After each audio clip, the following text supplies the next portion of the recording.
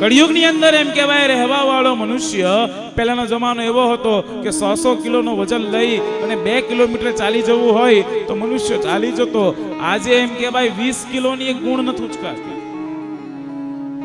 બલમ દિવસે દિવસે દિવસે બળનો ક્ષીણ થતું જાય.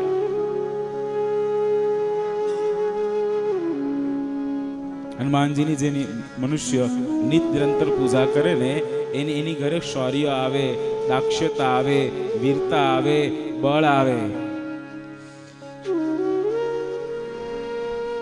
ધૈર્યમ શું આવે પછી? ધૈર્યમ. ધૈર્યમ એટલે કે ધીરજ.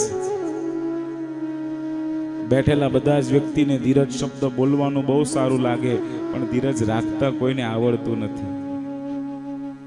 કોઈ પણ વ્યક્તિ ધીરજ ન રાખી શકે.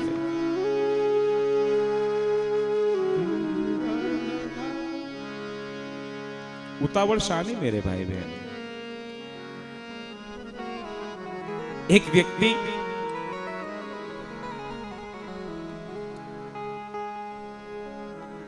પોતાના ખેતરમાં ઘઉંની સિઝન થઈ, ઘઉં આવી ગયા એટલે ઘઉંના એમ કહેવાય પોટલા ભરી ભરી ભરી અને બજારમાં વેચવા માટે ઘઉં મોકલ્યા. એક ગાડાની અંદર ઘઉં લાદવામાં આવ્યા. ઘઉં લાદી અને એમ કહેવાય ધીમે ધીમે ધીમે ગાડું એ માર્ગે આગળ વધતું હતું. એ ઘઉંના પોટલામાંનું એક પોટલું પડી ગયું. પોટલું પડ્યું એટલે એમ કહેવાય એની અંદર રહેલા બધા જ ઘઉં રસ્તા પર જમીન પર ઢોળાઈ ગયા. થોડી વારની અંદર ત્યાં પક્ષીઓનું ઝુંડ આવ્યું અને પક્ષીઓનું ઝુંડ આવી અને એમ કહેવાય એક એક બબ્બે ઘઉંના દાણા પોતાના ચાંચમાં લઈ અને ખાવા લાગ્યા. અને એમ કહેવાય ચાંચમાં લઈ અને એ ઘઉંના દાણા ખાતા હતા. એટલામાં એક મનુષ્ય આવ્યો, એને એમ કહેવાય જોરદાર તાળી વગાડી. ત્યાં બધા જ પક્ષીઓ ઉડી ગયા અને આ મનુષ્યએ શું કર્યું ખબર? બધું ભેગું કરવાનું શરૂ કર્યું. સમજાય તો એને શું કર્યું? બધું ભેગું કરવાનું શરૂ કર્યું અને એમ કહેવાય એક પોટલીની અંદર બાંધી એને વિચાર આવ્યો કે લાવને ઘરે લઈ જાઓ, આજે તો ચાલશે પણ 2-5 મહિના સુધી પણ આ ઘઉંનું અનાજ મને ચાલી રહેશે અને મને 2-5 મહિના આગળ સુધી ચાલશે. કાલનો વિચાર કર્યો. શું કર્યું?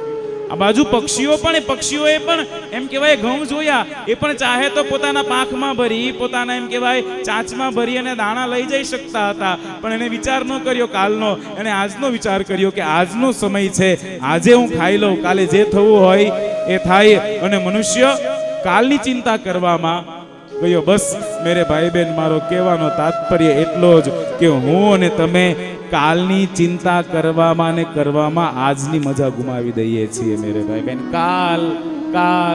કાલની ચિંતા કરવામાં આજની મજા ગુમાવી દઈએ. ધીરજ ધર્મ મિત્ર અરુણારી. ધીરજ ધર્મ મિત્ર આપતકાલ પરખી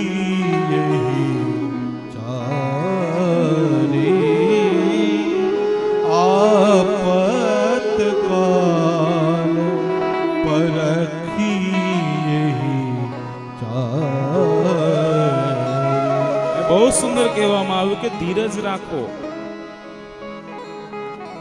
આજે રામચરિતમાનસની એ જ કથા ચાલે છે. તો આજે મને આ પ્રથમ દિવસે જ ધીરજની જ્યારે ચર્ચા કરું ને ત્યારે મને રામચરિતમાનસનું એક એવું પાત્ર સ્મરણમાં આવે કે જેણે 1-2 વર્ષ નહીં 73 વર્ષ સુધી ધીરજ રાખી મેરે ભાઈ બહેન. 1-2 વર્ષ નહીં 73 વર્ષ સુધી. 5 વર્ષની 7 વર્ષની ઉંમર હતી અને એમ કહેવાય 7 વર્ષની ઉંમરની અંદર મતંગ ઋષિનો આશ્રમ રોજ સવારે જાય. મતંગ ઋષિના આશ્રમે જાય. મતંગ ઋષિ સ્નાન કરવા માટે ગયા હોય એ પૂર્વ એમ કહેવાય આશ્રમની સાફ સફાઈ કરે, સુંદર સાથિયા પૂરે, પાણી છાંટે, ગુરુજીના પૂજાની જે પણ વ્યવસ્થા હોય એ બધી જ પૂજાની વ્યવસ્થા ત્યાં કરી નાખે. અને ઋષિ આવવાનો હોય મતંગ એ પહેલા જતી રહે. 1 દિવસ 2 દિવસ 3 દિવસ નિત્યક્રમ બની ગયો.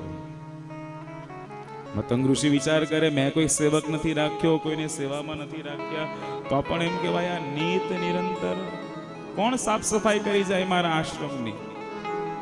એક દિવસ જોવાની ઈચ્છા થઈ અને મતંગ ઋષિએ એમ કહેવાય જોવાની ઈચ્છા થતાની સાથે તે દિવસે સ્નાન કરવા માટે ન ગયા.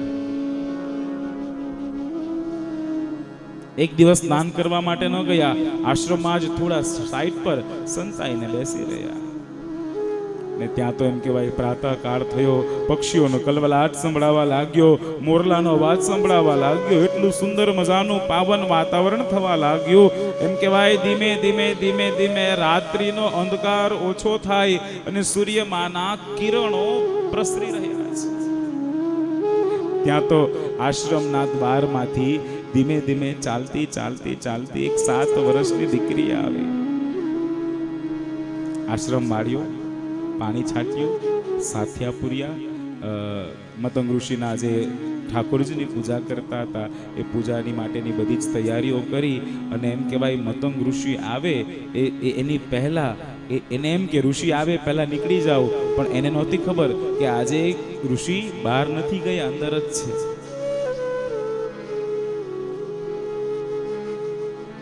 અને જ્યાં શબરી એમ કહેવાય બહાર નીકળવાનો પ્રયત્ન કરે ત્યાં મતંગ ઋષિએ બૂમ પાડી, બેટા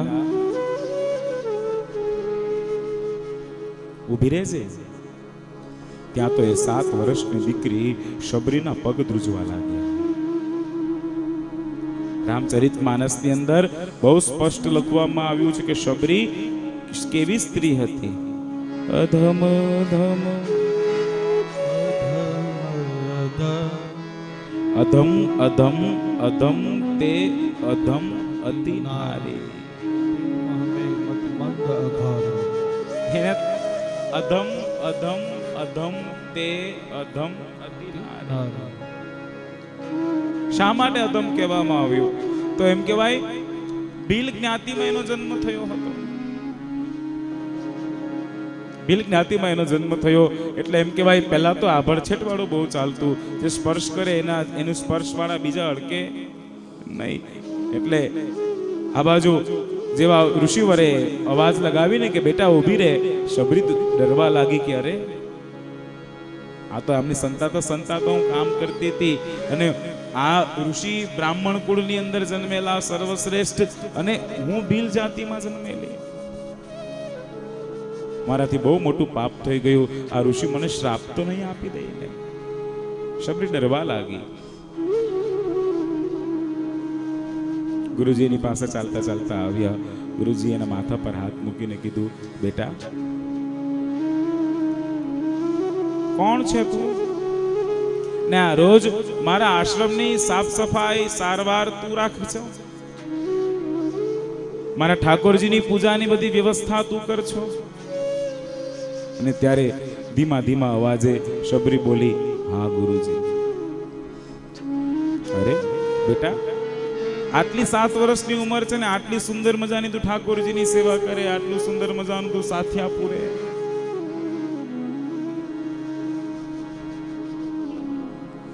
શબરી ડરતી હતી. મતંગ ઋષિએ કીધું કે બેટા ડરવાની કોઈ જરૂરત નથી, તારી આ ભક્તિથી હું બહુ રાજી છું. નિષ્કામ ભાવની ભક્તિ તે કરી છે શબરી. આજે હું ને તમે પ્રત્યેક વ્યક્તિ ભગવાનની ભક્તિ કરીએ પણ આપણી ભક્તિ સકામ હોય, એ કામનાની સાથે આપણે ભગવાનની ભક્તિ કરતા હોઈએ. મેરે ભાઈ બહેન, જે દિવસે મારી ને તમારી ભક્તિ પણ શબરી જેવી નિષ્કામ થશે ને તો તમારે આંગણે પણ મારો રામ આવશે આવશે ને આવશે, એમાં કોઈ શંકાને સ્થાન નથી. પણ નિષ્કામતા આવવી જોઈએ. શબરી ડરવા લાગી. શબરી ડરતી ડરતી કહેવા લાગી કે ગુરુજી હું તમારી સમીપ એટલા માટે નહોતી આવતી કે હું ભીલ જ્ઞાતિમાં જન્મેલી છું. કદાચ હું આવું ને કોઈક તમને સારું ન લાગે, તમારું આભડછેટ થાય એના માટે હું ન આવી. અને ત્યારે શબરીની ભક્તિથી મતંગ ઋષિ એટલા રાજી થયા કે મતંગ ઋષિએ શબરીના મસ્તક પર હાથ મૂકી દીધો અને શબરીને કીધું, બેટા તારી ભક્તિથી બહુ રાજી છું, એ બહુ માંગી લે, તને શું જોઈએ? 7 વર્ષની બાળા છે, શું ખબર પડે શું માંગવું ગુરુજી પાસે? અને ત્યારે શબરીએ નથી માંગ્યું, મતંગ ઋષિએ સામેથી આપ્યું છે શબરીને. શબરીના માથા પર હાથ મૂકી અને શબરીને કીધું કે આ તારી નિષ્કામ ભાવની ભક્તિથી હું બહુ રાજી છું શબરી. આજે હું તને આશીર્વાદ આપું છું, ત્યારે ભગવાન રામને શોધવા નહીં પડે. ભગવાન શ્રી રામ તને શોધતા શોધતા તારી ઝૂંપડી આવી જશે. મેરે ભાઈ બહેન, જુઓ તો ખરા આ કેવી ભક્તિ કરી હશે શબરીએ. અને એ ભગવાન રામ કંદર્પ અગણિત અમિત છબી નવ નીલ નીરજ સુંદરમ પટપીત માનહુ તલિત રુચિ સુચિ નવમી જનક સુતાવરમ. અને એમ કહેવાય એ ભગવાન રામ જ્યારે સીતાજીની શોધ કરતા કરતા સીતે અને સીતાજીની શોધ કરતા કરતા કરતા એમ કહેવાય પંપા સરોવરના કિનારે પહોંચ્યા, ત્યારે એ નિષ્કામ ભાવની આચાર્ય શબરીના ઘરે જઈ અને શબરીના એઠા બોર મારા ભગવાન રામે ખાધા. જોવો તો ખરા શબરી કયા જન્મનું પુણ્ય કર્યું હશે. અને શબરી બતાવે છે ત્યાંથી કે અહીંયાથી ઋષ્યમુખ પર્વત આવશે, તમે ત્યાં જાઓ અને ત્યાં સુગ્રીવ અને હનુમાનજી સાથે મુલાકાત કરો. આ ધીરજ મેરે ભાઈ બહેન જે દિવસે મારા ને તમારી અંદર આવી જાય ને, તો મારી ઘરે ને તમારી ઘરે પણ રામ આવે.